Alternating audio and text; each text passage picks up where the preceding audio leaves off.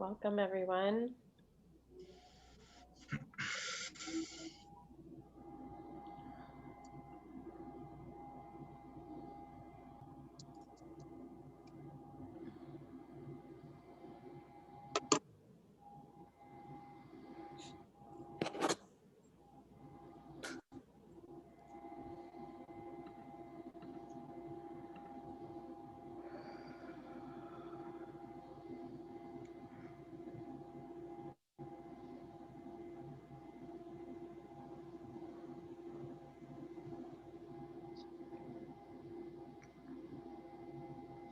Welcome everybody. Thank you so much for being here and being so timely. We're gonna get started in a few minutes. Let some people start rolling in.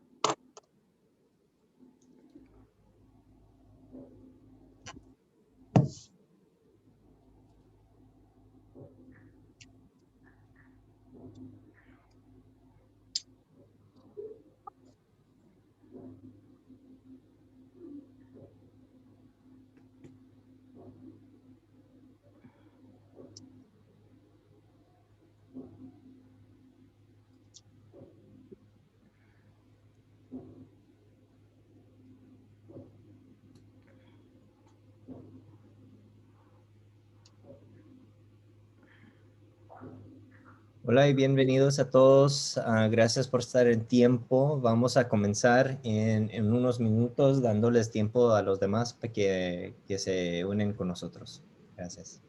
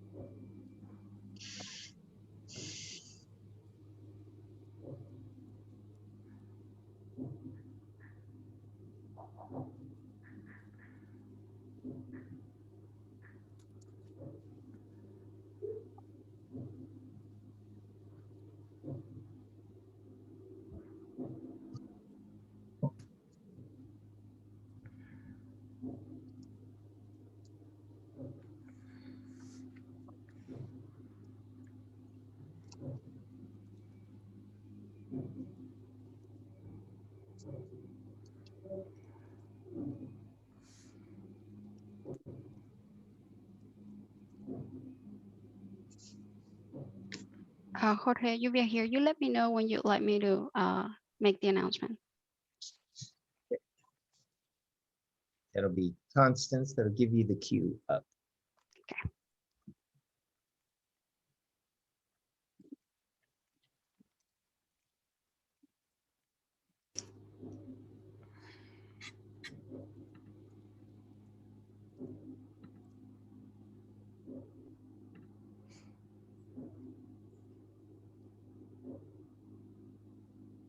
All right, I think we should get started. As folks join, we have somebody who is helping to let them in. Thank you for patience, you all. We have close to 90 folks who are registered for this training today. So we just want to make sure that everybody gets all the information that they need and are able to help support expanding this information out into community, into your networks. So thank you all for joining us here today. My name is Constance Slider-Pierre. I'm the organizing director here at Turn.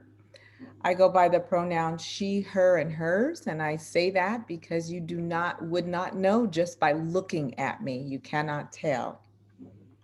I'm going to go through a couple of housekeeping items before we start today.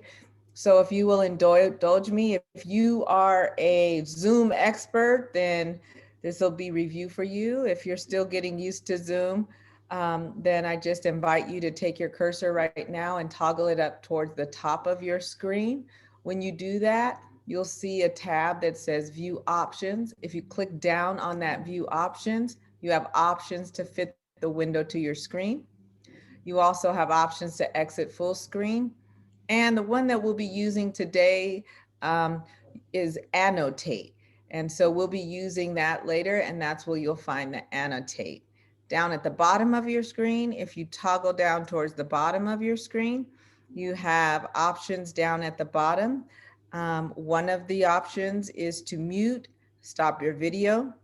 You also have a chat function with a little bubble that you can use. Click on that and you can put comments in the chat. That will come in very handy, as if you have questions during the presentation, we invite you to put those questions and or comments in the chat. We'll also be asking you to use the chat to give us some great feedback today.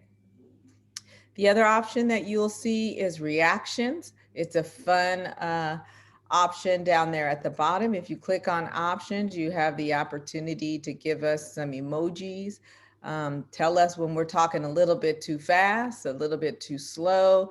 Give us a thumbs up if you like my hair today, or if you like what I'm saying, and to laugh at me if you think my hair looks pretty funny. So feel free to use those, and we'll also be inviting you to give us some feedback using those options. All right. The other thing I wanted to do before we got started here is just to let you know that everybody has been muted. We are going to be giving this 1 hour presentation in totality before we take questions, observations, and feedback. So please feel free again to use the chat. We also are taping this presentation, recording this presentation today. If that is an issue for you, the recording of this presentation, please do go ahead and put that in the chat so that we can be mindful that you are not requesting to be recorded at this time. Finally, I'd like to provide a land acknowledgement today, recognizing for me the sacred occupied land of the indigenous ancestors of which I am sitting right now is the Chochenyo and the Muwekwa Ohlone, of which I live and I work, and is currently known as Oakland, California. Now, we have simultaneous interpretation going on today. We have 3 lovely interpreters here with us today. Yuvia Cardena, you can raise your hand or use the reaction button to say here. Annette Mendez and Monica Torres. They are providing simultaneous interpretation. And Yuvia is now going to take over and give some instruction on how you can log in or plug in to get simultaneous Spanish interpretation today. Yuvia? Yes, thank you, Constance. Good afternoon, everyone. My name is Yuvia, and I, along with my colleagues Monica and Annette, will be supporting with interpretation for today's workshop. We are with Liberate, a justice language co-op that seeks to ensure that everyone hears and speaks in the language they feel most comfortable in. Please note that the interpreters are here to bridge the communication between the parties. So with that in mind, please note that there is a bit of a lag when we're doing the interpretation. So please try and pace yourselves and speak a little slower than you normally would. If at any point the interpreters are having trouble keeping up with the speaker, the interpreter will make the following gesture to signal for you to please slow down, right? Once again, this means to please slow down. Likewise, if we are having trouble hearing you, we will make the following gesture to ask you to please bring the volume up a little, right? Bring it up.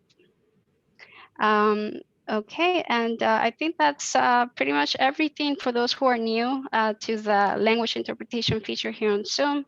In a little bit, an icon with the shape of a globe will appear on the bottom of your screen. Go ahead and click on it and select the language of your choice. If you are monolingual, select English if you speak English only, or select Spanish if you speak Spanish only. We ask you to please remain on that channel for the entirety of this workshop. Do not switch between the channels. Y bueno, en español, para todos, buenas tardes. Mi nombre es Lluvia y en compañía de mis colegas Mónica y Annette estaremos brindando apoyo de interpretación de inglés y español.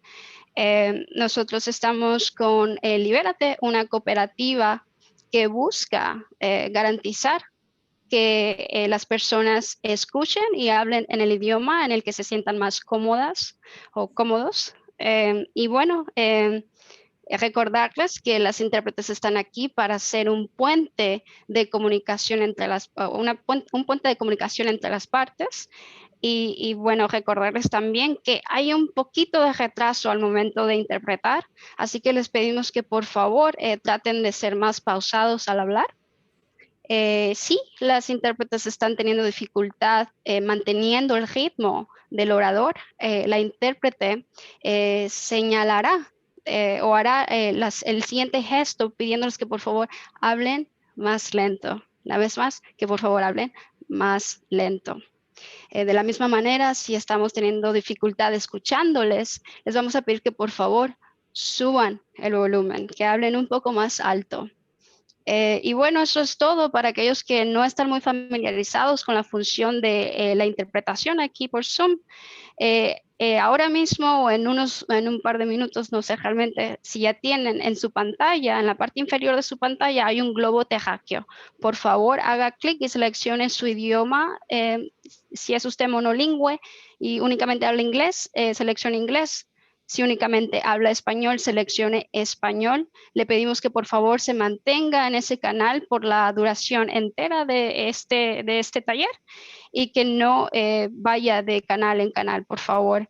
Eso es todo y que disfruten del taller. Gracias. Thank you, Lluvia. Thank you very much. And finally, before we get started here, as I said, we are really excited to bring this information to you all today. The landscape of energy and telecommunications is ever changing. So if you've taken one of these workshops or trainings with us before, you may notice that the information has changed and it is going to continue to change in the coming months and throughout the year. I am joined today by two of my spectacular colleagues for this presentation, who will take a moment to introduce themselves to you. But before they do that, I'd like to thank the organizations, the foundations that make this training possible, that help us do our work, not only to educate, but to advance policy and organizing on energy and telecommunications. This training particularly is brought to you by Dignity Health, the Lesher Foundation, San Francisco Foundation, the California Endowment, and YNH Soda. So thank you to those foundations for supporting Turn's work and this training today. And I'll pass it to my colleague, Jorge Rivera, who can introduce himself and his role today.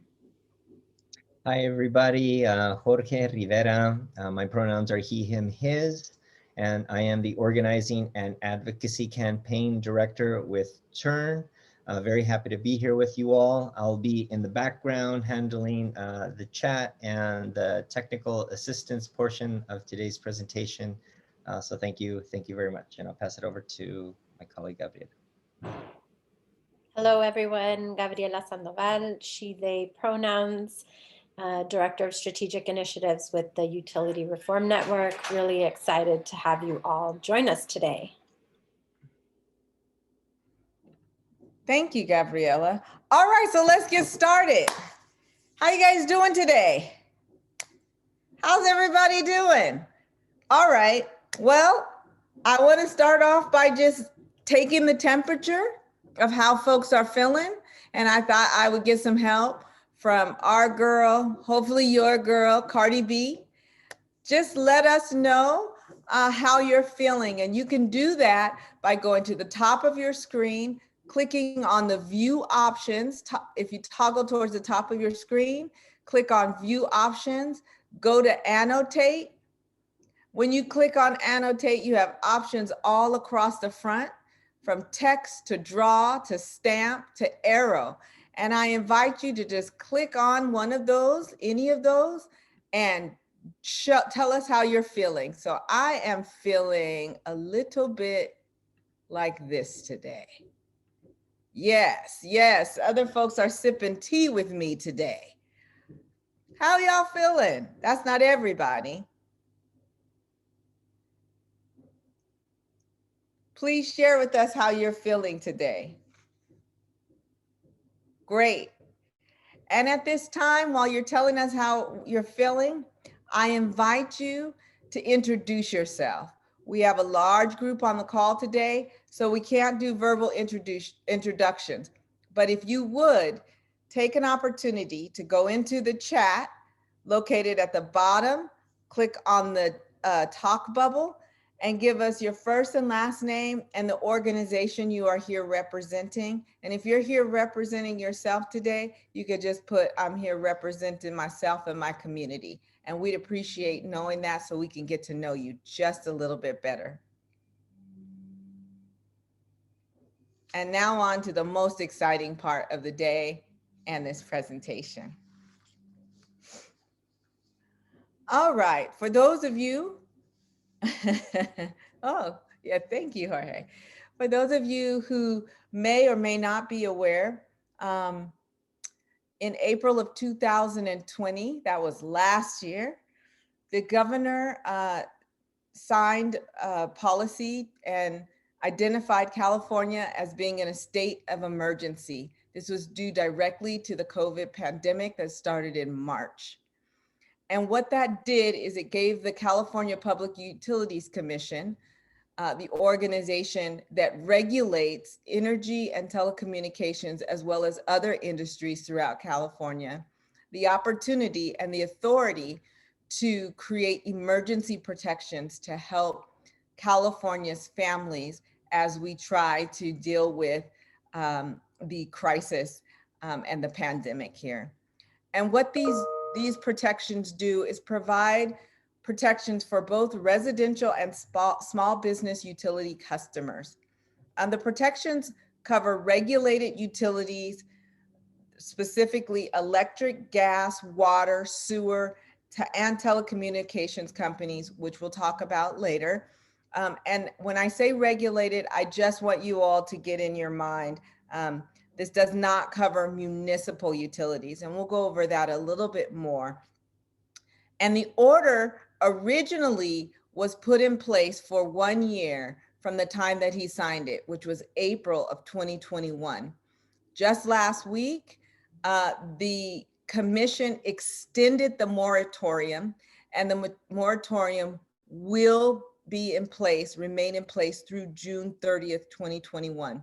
Now, since they've extended it once, we want to let you know that if you come to a training next month, we may be telling you different information because the landscape of utilities and energy and telecom is changing so quickly, with all regulatory bodies, particularly the CPUC, trying to respond to the needs of families in California, their need for energy and telecommunications.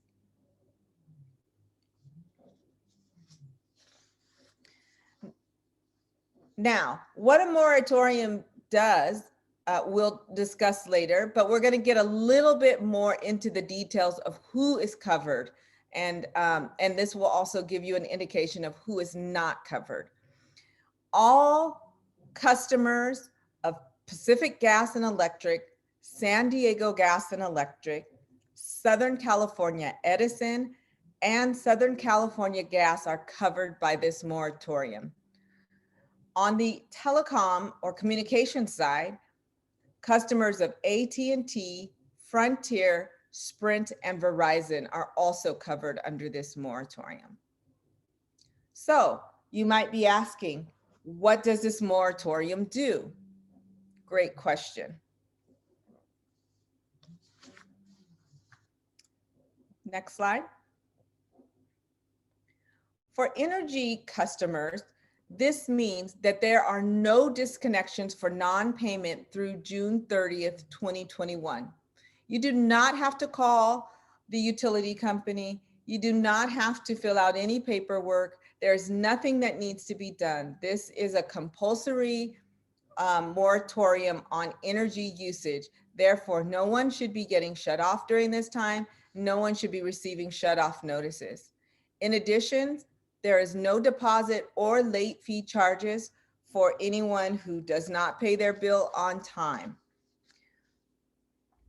Anyone seeking to pay their bill during this time qualifies for a 12-month payment plan, and that is offered to all customers regardless of income status, change in status, job status. Additionally, there's no income verification needed for CARE and FARA discount programs. This means for customers who are currently on CARE and FARA, there is a time period where they are required to reauthorize their CARE and FARA, and they receive documentation from the utility to do that. During this time period, none of that documentation should be sent to customers, and customers are not required to recertify or verify for the CARE and FARA program. This also means if your status has changed and you went from maybe not being eligible for CARE and FARA programs, which are discount programs for low-income customers, you will not be required to provide any documentation of your status, your job loss, or change of income status at this time.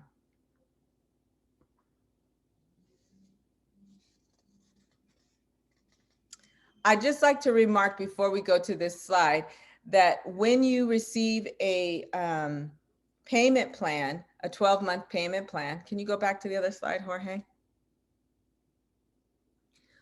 When you receive a 12-month payment plan, the utilities are required to ask for no more than 20% of the total balance during the time for the initial payment for the 12-month program.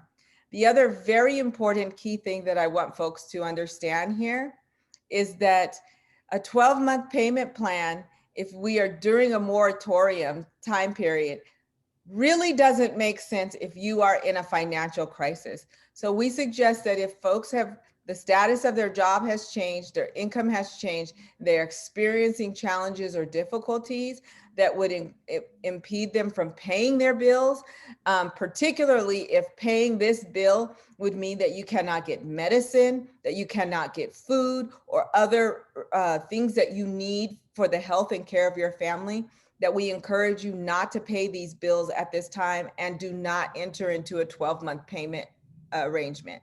However, if you are fortunate enough to be able to pay the bill in its totality or pay something on the bill, we encourage you to encourage your folks to pay what they can on the bill, because as we know, the moratorium does not mean that they are erasing the debt. It means that they are holding the debt. And we are not sure if there will be provisions to ever erase this debt at all. And so folks would find themselves in a situation where the delay of payment could put them in a financial bind down the line. So again, we do not encourage folks to enter into a 12-month payment plan if this would mean you would not be able to meet your other basic needs like rent or food or other basic needs, medication. Next slide, please.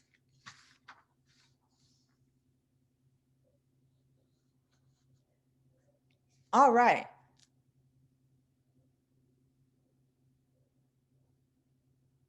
Now let's talk about communications. there's so much on this page. I just was like, what is this? Now I know. I wrote it. So communications emergency customer protections are a little bit different, and they've changed recently just within the last week as well. So we'll go over this in detail, and I'll make note of areas where it drastically differs from the emergency protections for energy. One, the protections for emergency customers and communication prohibits disconnections for non-payments. It also prohibits late fee charges. It applies to both residential and small business customers. And customers, and this is very key, customers must self-certify financial hardship in order to qualify. I'm going to put a quiz question on the next training that we do, because I want people to be very, very clear on what this means. This means this is not a compulsory, my language is all over the place, compulsory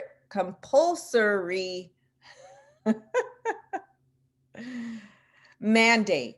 So unlike energy, no one is being cut off. No one needs to call the PG&E or SoCalGas.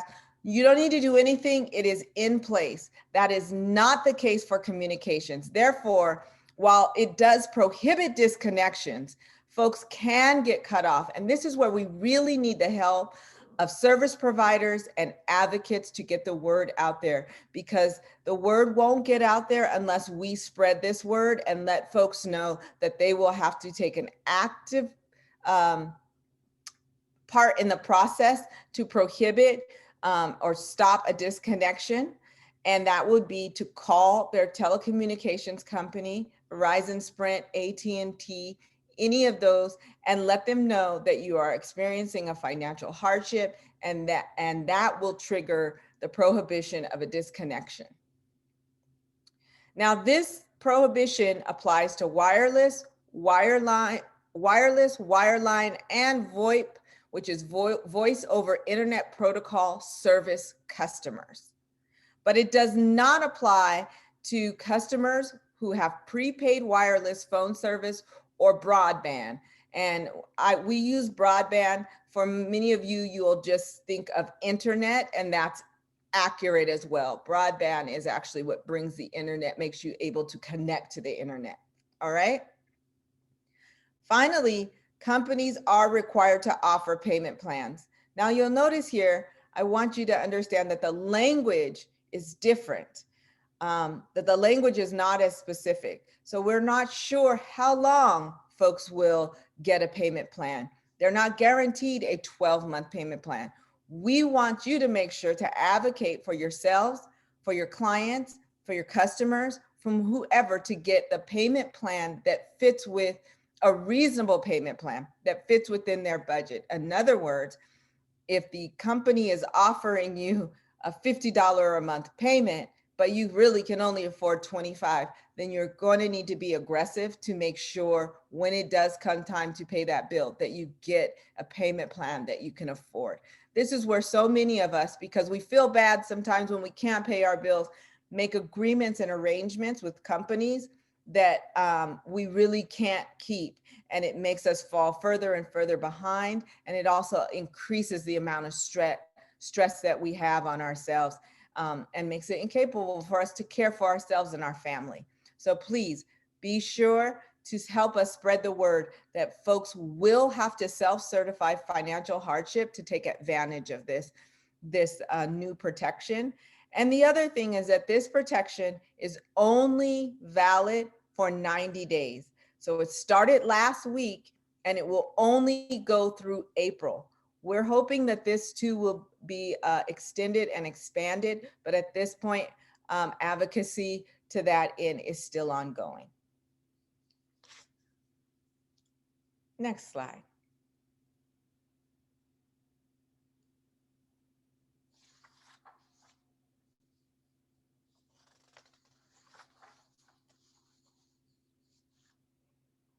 All right. Well, I am a big Alex Trebek fan, and so I wanted to make sure that we paid a little homage to Alex today. So give me one moment, folks. please put the question up, Jorge.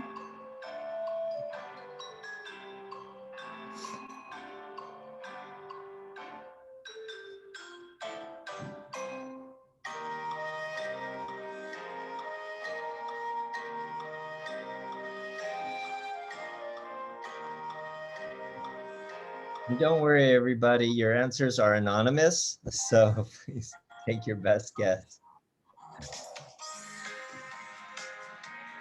Woo, I was getting carried away there. Oh, looks like you guys figured out how to use our poll. This is awesome. So it looks like we have 9% of the folks that think it will end on April 15th. We have 11% thinking it's going to end on April 30th. A whopping 78% believe it will end on June 30th of 2021, and 3% saying June 30th of 2022. And the correct answer is June 30th of 2021.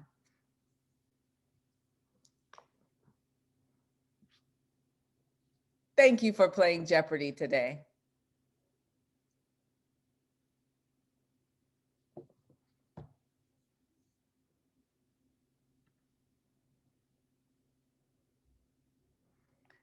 All right, and finally, while TURN does not work specifically on water issues, we did want to offer some information because it is extremely important for those folks who might also be struggling with water issues. We know that utilities are the largest, single largest debt outside of rent that folks have to contend with, and particularly in these difficult times. So right now, water companies and water districts that are regulated by the California Public Utilities Commission are not charging any reconnection fees. They are not charging deposits required for reconnections or reestablishing water services.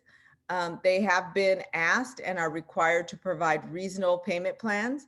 Again, when we don't have language that's strong that says what those reasonable payment plans are, it is going to be incumbent on either the advocate, service provider, or the customer themselves to make sure that they receive a payment plan that is reasonable to them.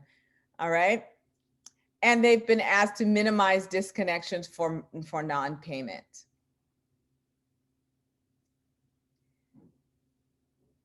And that, I believe, wraps up my portion of this presentation, and I'll be turning it over to Gabriela Sandoval that will take us into some new protections, some interesting new protections that TURN has been able to win.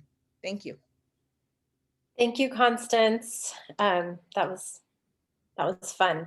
On June 11th of last year, June 11th, 2020, the Public Utilities Commission here in California voted unanimously to enact new and important protections for energy customers. I'm going to highlight a few of the most important, and I want to just make clear that what I'm talking about now are permanent protections. I mean, you know, permanent insofar as barring anybody coming back and fighting us on this. These will be in place even after the moratorium ends. So this is in contrast to what Constance shared with you, which were emergency protections due to the COVID crisis. Okay, so I'm going to start by just actually rolling out another poll. We have another question for you, Jorge, if you wouldn't mind putting that other poll up for us.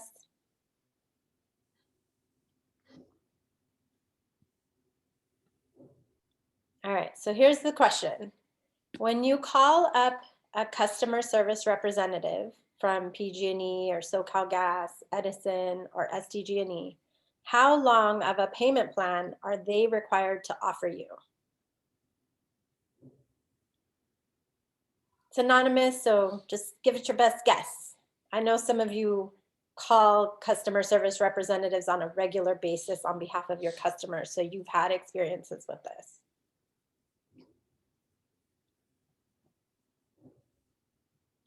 About halfway there.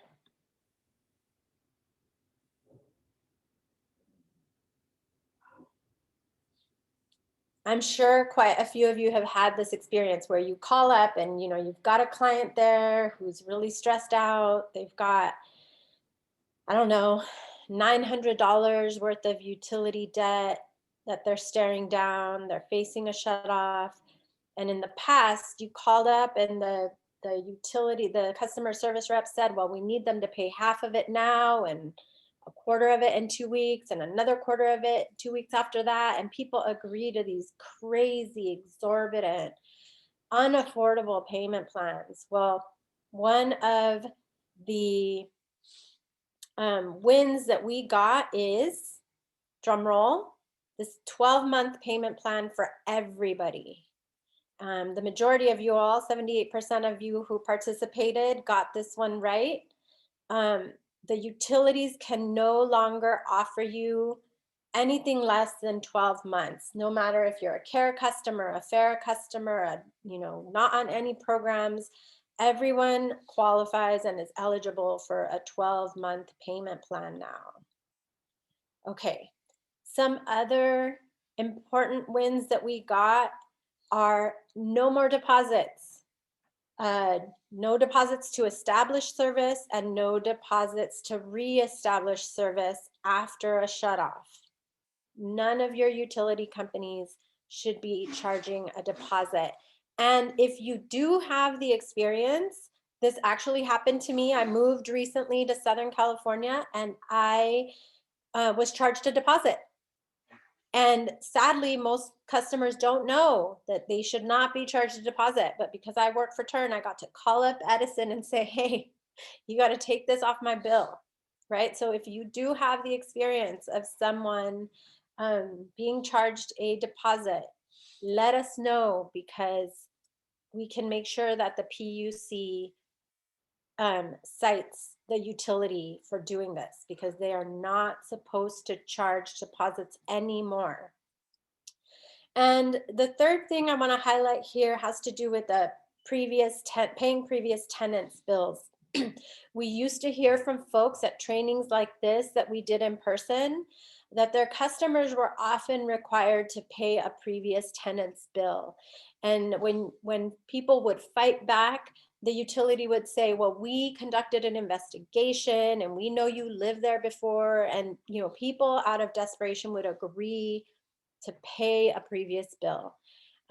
We want to let you know that there are new rules governing this that make it harder for utilities to get away with it, but that if you continue to have this experience, again, please let us know so that we can make sure to put an end to this unfair, unjust billing practice.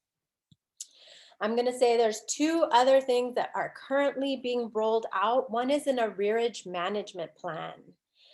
The arrearage management plan will make it so that any CARE and FARA customer who is carrying a lot of utility debt has a way to be forgiven for that debt, up to $8,000. If you're interested in learning more, we will be doing a deeper dive into the arrearage management plan.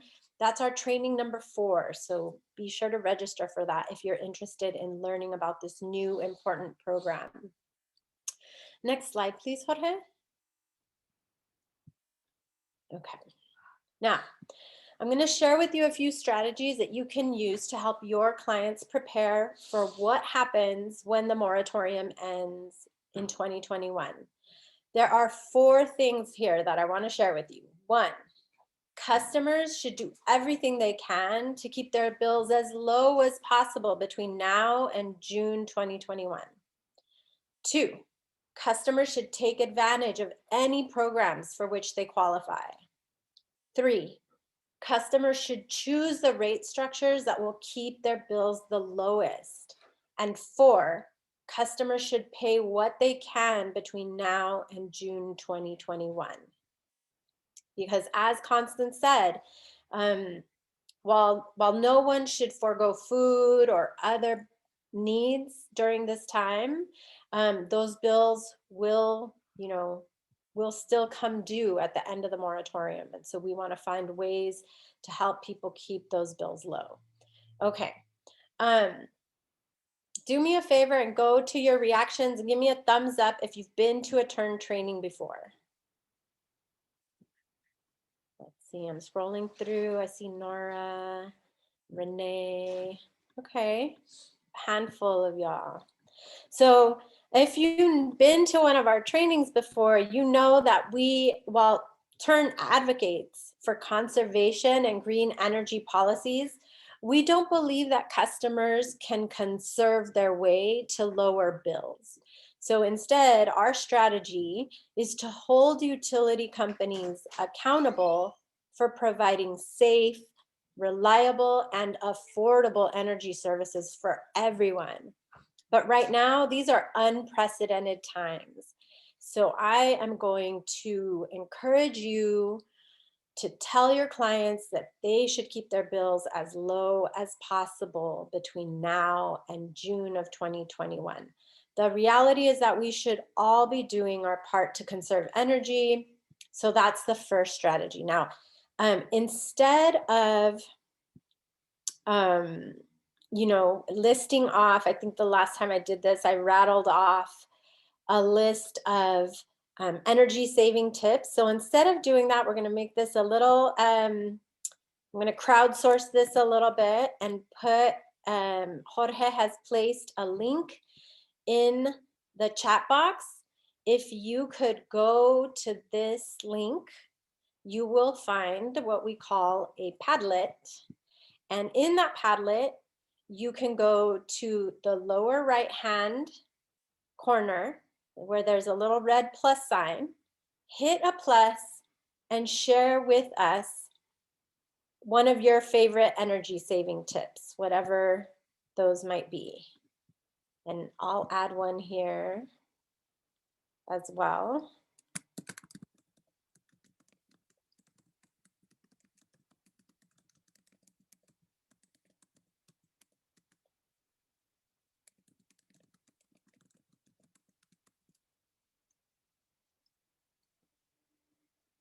Nobody's got any tips? Let me see what mine. Oh, I see some popping up here. Unplug, turn the heat at night, turn the heat down at night while sleeping. Yes. Solar panels. Wash clothes after 9 p.m. We're going to come back to that. That's a good point. Bundle up with blankets and lots of sweatshirts. Turn down the thermostat. I like that one. Lends itself well to lots of cute word games. Turn the lights off when not in use. Yes.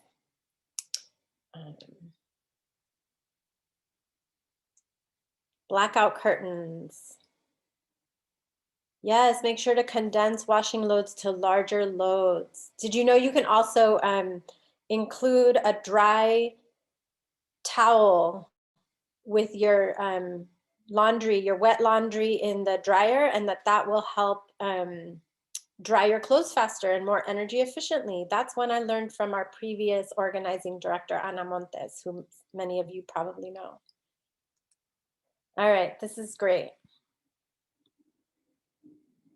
All right, feel free to keep adding them in there as they come up in your head for you. All right, next slide, please, Jorge.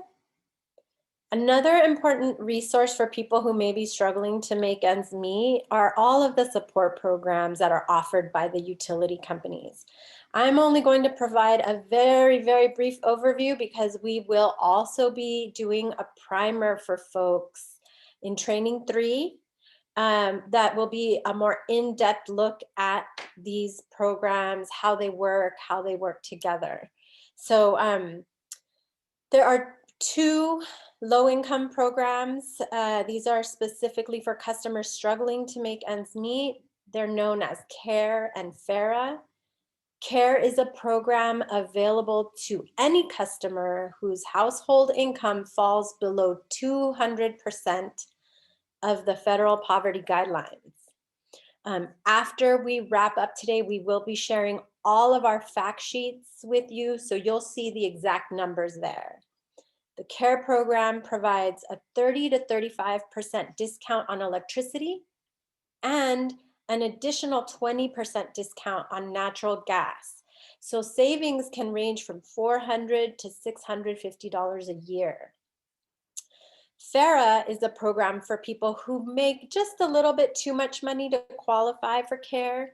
Customers qualify for FARA if their household has at least 3 people in it and their income falls between 200 and 250% of federal poverty guidelines. FARA customers receive an 18% discount on their electric bills, which can add up to about $140 each year in savings. Applications for both of these programs can be found online at the utility company's website. The next program is interesting because it is not means tested, which means that anybody making any amount of income can qualify. It's called Medical Baseline. At Turn, we like to say that Medical Baseline is the best kept secret in California because only about 10 to 20% of people who are eligible are actually enrolled. Medical Baseline, as I said before, is available to any customer who uses a medical device that uses gas or electricity, or any customer who requires additional heating or cooling to maintain their health. There are no income requirements. And customers can receive Medical Baseline in addition to CARE and FARA. So customers on Medical Baseline can receive discounts ranging from $250 to $550 annually. And right now, because of COVID, customers can fill out the Medical Baseline application online and submit it without having it certified by a healthcare professional.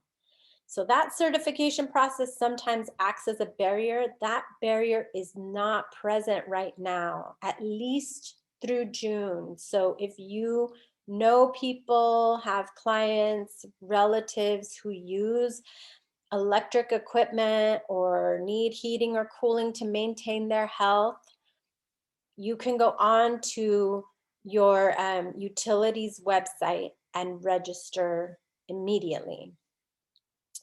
CARE, FARA, and Medical Baseline are available to all utility company customers of PG&E, SoCalGas, SoCal Edison, and SDG&E, okay? Regardless of immigration status. This is really important because we have seen CARE enrollment drop during the previous presidential administration. So we want to get those numbers back up. So regardless of immigration status, these 3 programs cannot be used against customers undergoing naturalization as part of the public charge rule. Okay, anyone who is a customer of the utilities qualifies regardless of everything else. You qualify if you meet the income eligibilities. This cannot be used against you. Okay, now let's talk a little bit about cash assistance. LIHEAP is the Low Income Home Energy Assistance Program. This is a program administered by the federal government that provides small grants and other supports to utility customers. But because LIHEAP is a federal program, some administrators will not make it available to customers who do not have a Social Security number. Another important source of cash assistance are programs run by the utility companies themselves. These are usually paid for with shareholder money. So PG&E has the REACH program, SDG&E has the Neighbor to Neighbor program. The Gas Assistance Fund is available to customers of SoCalGas, and Southern California Edison has the Energy Assistance Fund. Again, customers can learn more about those programs at the individual company websites. Okay, we're gonna launch another poll now. I am going to ask you a question about how your energy is billed. And so for those of you who may have done one of these trainings in our last iteration, you might already have looked at your bill and know the answer to this. So what rate structure do you currently have with your utilities? Do you have a tiered rate structure? Are you on time of use? I know some of you are on time of use because you said something about not washing clothes until after 9 p.m. Are you on IOU rates or you don't know? Okay, the answers are coming in.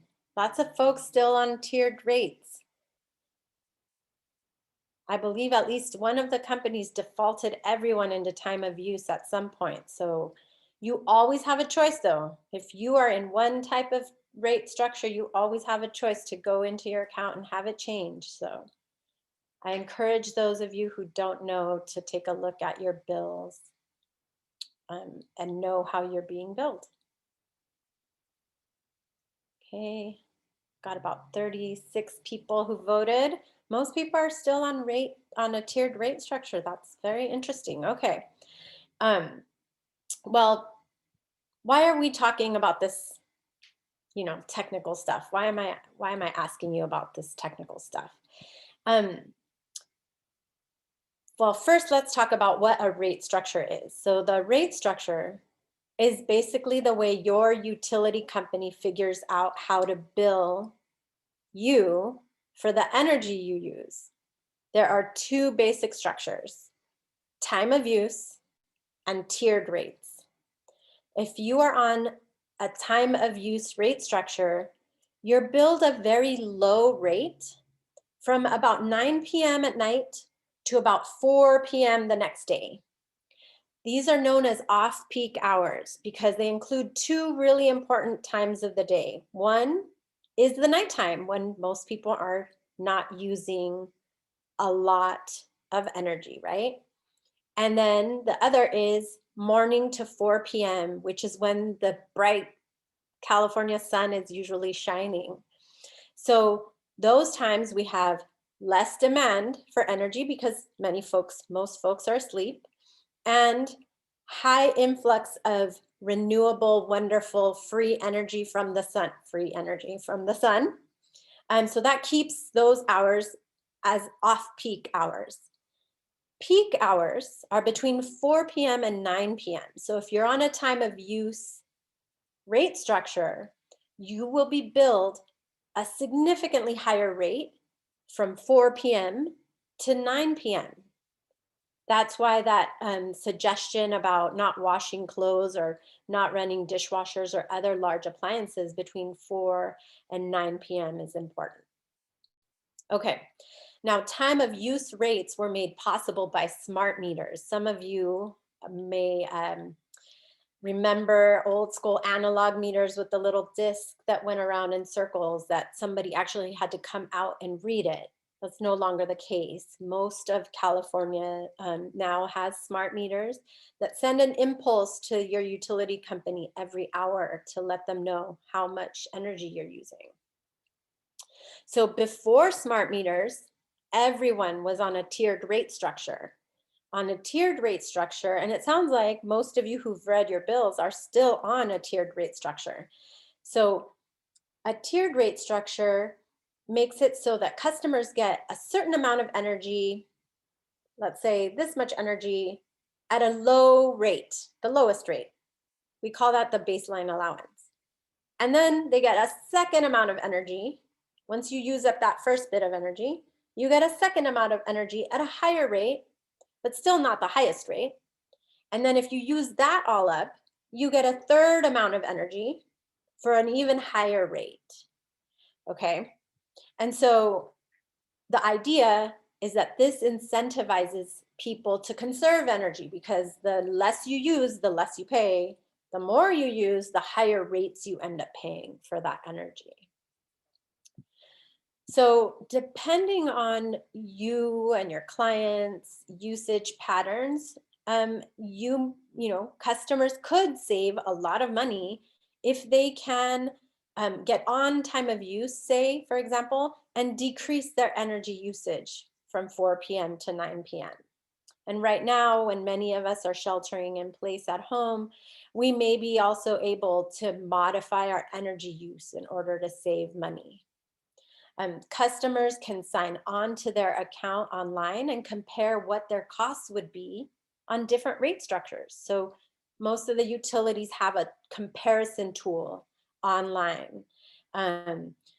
So I recommend that if you have a client who is struggling to pay their bills, you can walk them through logging into their account online, using the comparison tool on the website, and then see which rate structure would really benefit them the most.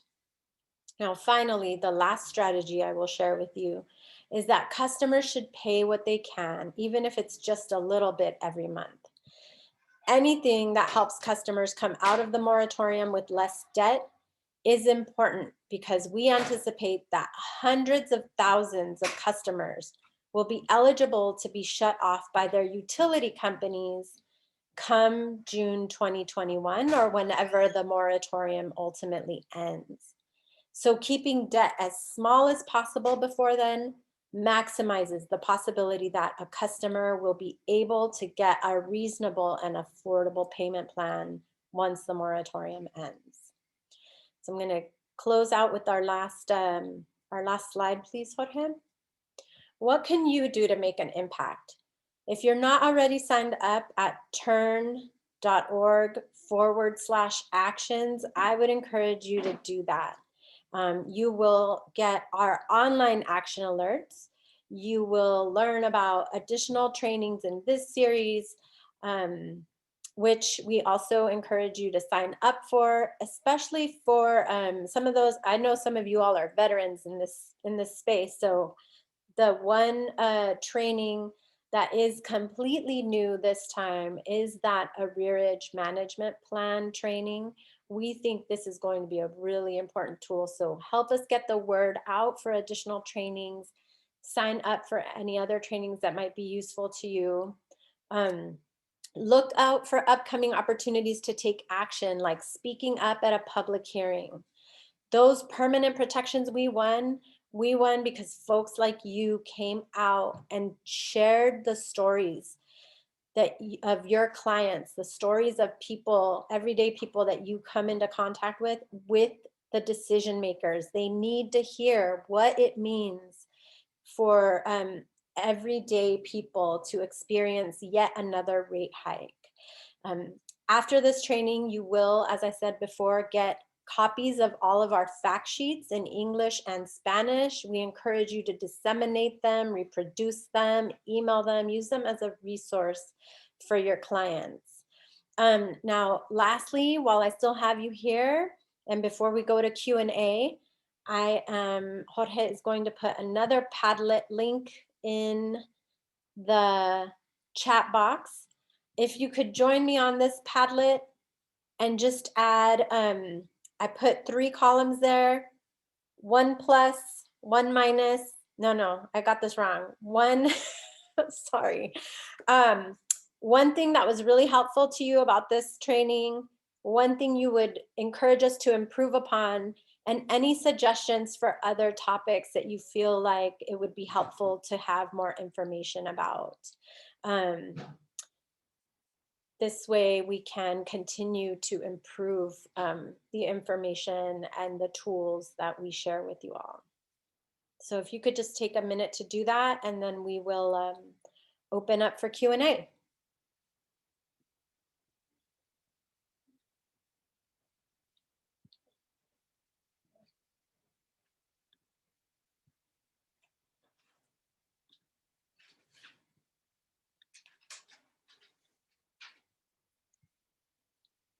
We've got thick skins, so, do give us some of that critical feedback if there's something that would work better for you.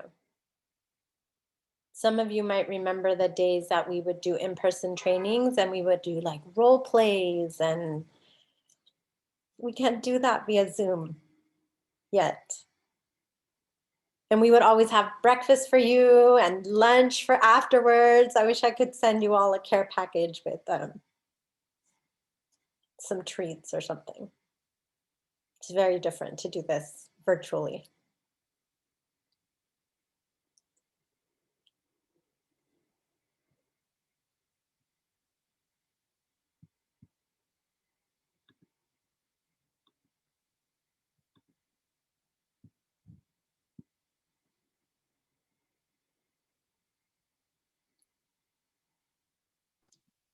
All right, does anybody have any questions that we can help answer? Yeah, and feel free to unmute yourself at this point if you do have a question, if you want to ask.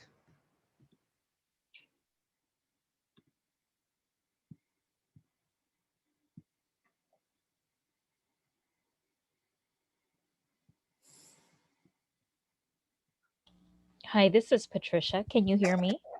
Hi, Patricia. Yes. we can I hear you. just want to make sure that I captured the information clearly in my notes before we get the PowerPoint. So the protections regarding the telecommunications, that ends at the end of April, but the protections for utilities like PG&E, that ends at the end of June. Is that correct? Yes. Okay, thank you. Constance, that's correct, right? Yes, 90 days for telecommunications, so through April. Okay. And then PG&E and the other energy utilities, those emergency protections go through June. Excellent, thank you. Yeah, as it Gabriella, stands there's a right now, question in the chat as to whether or not we're going to send the recording, and I think we have not done that. Also, there was a question about sending the PowerPoint, and I think we haven't done that, although we do send other materials. Would you mind clarifying what will be going out to folks? Yes, so I believe the last time around we did send out the PowerPoints. We can definitely share the PowerPoint slides with folks. I have to apologize to anybody who participated in any of the trainings last time. We had a hard time getting like the bandwidth available to share those recordings. I'm still working on it. I'm going to do everything I can to make sure you can access these recordings this time around. And just for the previous question, and just as it stands now, assuming that there's no more extensions of the moratorium. So There's a question here about mobile homes that use propane instead of gas, and are there any type of protections for that? Which I think is a really great question. And unfortunately, no, there aren't any protections for mobile home that use propane instead of gas. But I do appreciate you raising that question, and I will take it back to our team to see if there's any thinking on that or any opportunities for advocacy. And then there's another question here. Can we talk about what this information means for municipal utility customers and for CCA customers? So unfortunately, municipal utilities are not regulated utilities by the California Public Utilities Commission, and they are self-regulated, which means they are often run by a board. I'm most familiar with SMUD because I lived in Sacramento for a long time, which has an elected board, and that elected board is responsible and beholden to the customers. So the advocacy in which one would work to ensure that there are some protections would be through that body. And if you're looking to find out what your municipality is doing, you'll need to go directly to their website in order to find out what they are doing at this time to protect customers. On the other hand, CCAs are part of this moratorium. CCAs, actually, if you are part of a CCA, you probably see that your bill still is coming from PG&E or through SDG&E or through SoCal Gas. So you are part of the protections provided through this moratorium, and subsequently will be also eligible for the protections the permanent protections that were won by turn that will go into place to protect folks against shutoffs. And I'll just make a quick plug for, I know that LADWP is giving folks $500 small grants to offset some of their costs during the crisis. They were able to use CARES Act money for that purpose. And there's an online application that folks can use. I'm assuming some other municipal companies have also established protections for their customers, but as Constance said, there are a lot of municipal utilities, so I would encourage folks to make themselves familiar with the websites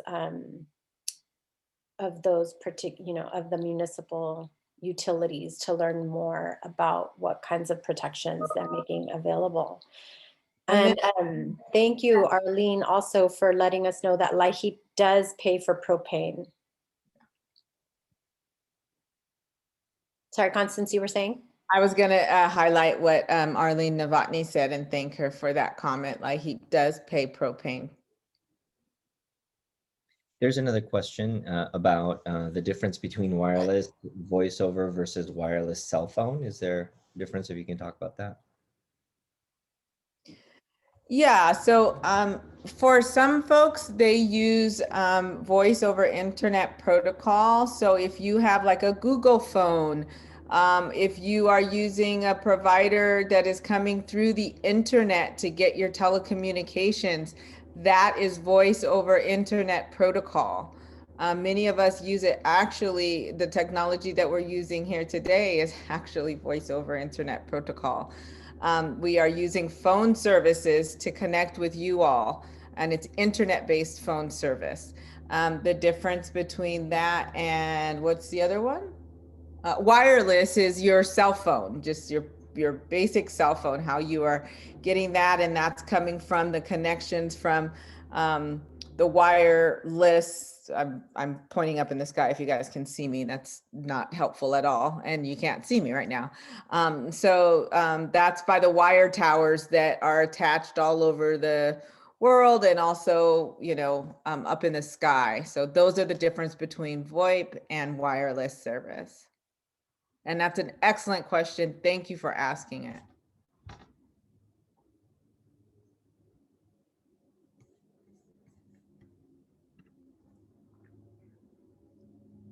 Are there any other questions? I know someone said they needed some help with something.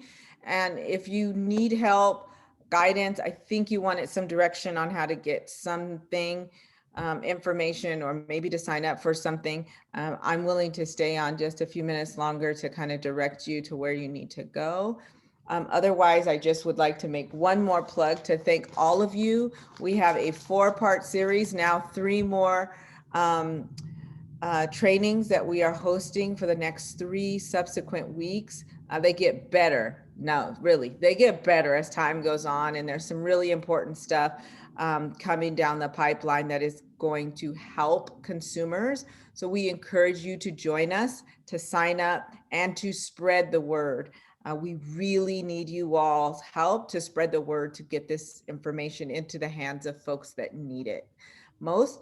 And finally, again, I would just like to thank Dignity Health, the Lesher Foundation, the California Endowment, YNH Soda, as well as